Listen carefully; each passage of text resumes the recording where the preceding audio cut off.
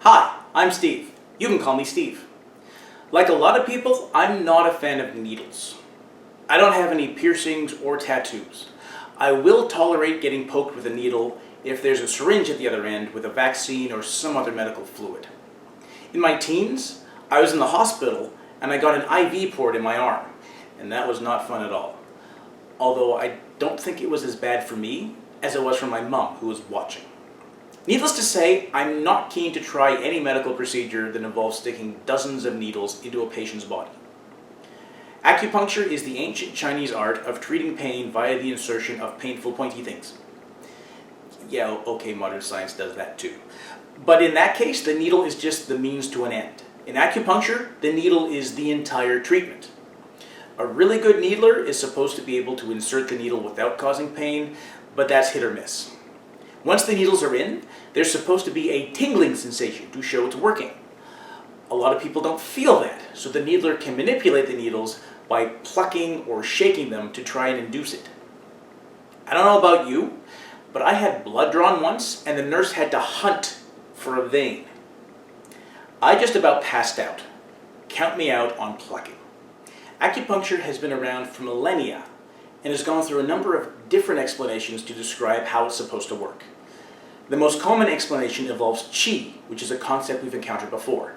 Qi refers to the flow of a carefully unspecified energy through channels called meridians. The points at which the needles are inserted are supposed to lie along these meridians. This is, of course, nonsense. Qi is not a concept that's compatible with our science-based understanding of the human body. In China itself, acupuncture had been considered fringe quackery for centuries by the early 20th century, being outright banned a couple of times. It got a shot in the arm, or possibly a needle in the neck, right after the communists took over and Mao Zedong began promoting every homegrown Chinese cultural practice he could find. Other party officials pointed out that it was superstition and were ignored, and possibly executed. In the West, acupuncture's popularity grew fitfully in the late 1800s, even as it was dying out in China. It eventually vanished here entirely, then started growing again in parallel with the thawing of relations between China and the US. Today, it's one of the most popular forms of alternative therapy. The explanation for how it works has finally moved away from qi and uses electrical conduction of the nerves instead, which is basically the same thing with a different name. This is sort of an improvement because if you squint at it, it involves something that we know is real and understand. Unfortunately, because we understand it, we can test it. That's how science works. You can't offer an explanation without testing it. This explanation about electrical nerve conduction has been tested, and it absolutely does not stand up to scrutiny. Just to be clear, electrical conduction is how nerves work, and no, acupuncture does not do anything to that in the slightest. So how does it actually work?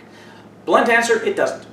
Nuanced answer, there's a strong placebo effect, which is what it's called when a patient shows a positive response to a treatment that doesn't actually contain any of the curative agent.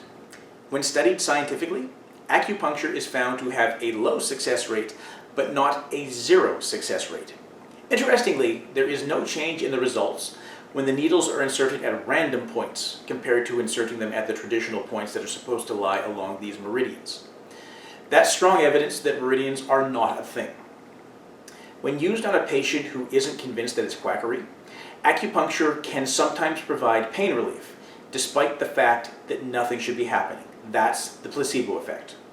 All the therapeutic effect is in the patient's mind. That's still a real effect, it's just not the effect the needler claims it is. Placebo cures won't work for something like an infectious disease or cancer, or even for something where it does work, using a cure that's essentially nothing is considered unethical by most medical practitioners. That's acupuncture.